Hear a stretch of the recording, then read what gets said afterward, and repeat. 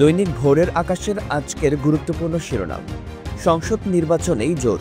পদত্যাগ গুঞ্জনের মধ্যেই অন্তর্বর্তী সরকারের প্রধান উপদেষ্টা ডক্টর মোহাম্মদ ইউনূসের সঙ্গে বৈঠক করেছেন বিএনপি, জামায়াতে ইসলাম ও এনসিপির শীর্ষ নেতারা। অন্তর্বর্তী সরকার পুনর্গঠন আসলে কতটা সম্ভব? অন্তর্বর্তী সরকারের প্রধান উপদেষ্টা অধ্যাপক মোহাম্মদ ইউনূস যদি পদত্যাগ করেন, এরপর আইনি জটিলতা কি হতে পারে তা নিয়ে রাজনৈতিক অঙ্গন থেকে সামাজিক যোগাযোগ মাধ্যম সর্বত্র চলছে নানা আলোচনা বিশ্লেষণ। স্বৈরাচারের আগমন ঠেকাতে বৃহত্তর ঐক্যের আহ্বান। অন্তর্বর্তী সরকারের প্রধান উপদেষ্টা ডক্টর মোহাম্মদ ইউনূসের পদত্যাগের আলোচনায় রাজনৈতিক অঙ্গনে এক ধরনের গুমোট পরিস্থিতি সৃষ্টি হয়েছে। ইতিমধ্যে কয়েকটি দলের পক্ষ থেকে তাকে পদত্যাগ না করার আহ্বান জানানো হয়েছে। এই আন্দোলনের শেষ কোথায়? জাতীয় রাজস্ব বোর্ড এনবিআর বিলুপ্ত করে দুটি আলাদা বিভাগ করে যে অধ্যাদেশ জারি করা হয়েছে তা বাতিলের দাবিতে আজ রবিবার কর্মবিরতি চালিয়ে যাওয়ার ঘোষণা দিয়েছে এনবিআর সংস্কার ঐক্য পরিষদের ব্যানারে ঐক্যবদ্ধ এনবিআর কর্মকর্তারা। পুঁজিবাজার থেকে পাচার 15,000 কোটি টাকা।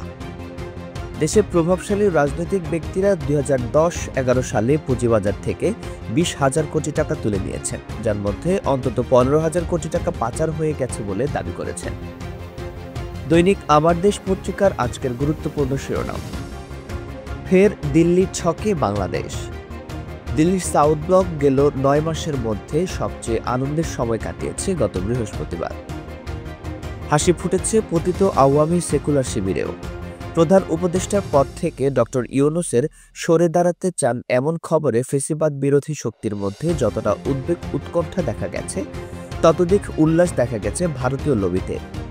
ভারতীয় মিডিয়া উচ্ছ্বাসে মেতেছে। পরিষ্কার ইঙ্গিত পাওয়া যাচ্ছে বাংলাদেশের রাজনীতি আবারও ভারতের প্রভাব বলয়ে ঢুকে পড়তে যাচ্ছে। ডক্টর ইউনূসের উপর চাপ সৃষ্টি নিয়ে বিএনপিতে বিভক্তি। ডক্টর মোহাম্মদ ইউনূস নেতৃত্বাধীন অন্তর্বর্তী সরকারকে বিভিন্ন ইস্যুতে চাপে ফেলার কৌশল নিয়ে মতপার্থক্য দেখা দিয়েছে বিএনপিতে। দলটির নীতি নির্ধারকদের মধ্যে একটি অংশ মনে করে তার মতো সর্বগ্রহণযোগ্য একজন ব্যক্তির নেতৃত্বাধীন সরকারকে চাপে ফেলে দাবি আদায়ের কর্মসূচি কত দূর টেনে নেওয়া যাবে। 1-11 এর পুনরাবৃত্তি দেখতে চায় না। সাবেক সেনাপ্রধান ইকবাল করিম ভূঁইয়া বলেছেন, 1-11 এর পুনরাবৃত্তি দেখতে চাই না, দেশের অপূরণীয় ক্ষতি হবে। গতকাল শুক্রবার দুপুরে নিজের ভেরিফাইড ফেসবুক পেজে দেওয়া এক স্ট্যাটাসে একথা উল্লেখ করেন। মান অভিমান ভুলে প্রধান উপদেষ্টা ও সেনাপ্রধান দায়িত্ব পালন করুন। মান অভিমান ভুলে প্রধান উপদেষ্টা ও সেনাপ্রধানকে দায়িত্ব পালনের আহ্বান জানিয়েছেন হেফাজতে ইসলামের যুগ্ম মহাসচিব ও ঢাকা মহানগর সেক্রেটারি মাওলানা মামুনুল হক। তিনি বলেন, ডক্টর মোহাম্মদ ইউনূস দেশের অভিভাবকের দায়িত্ব নিয়েছেন। আমাদের সেনাপ্রধান দেশের স্তম্ভ।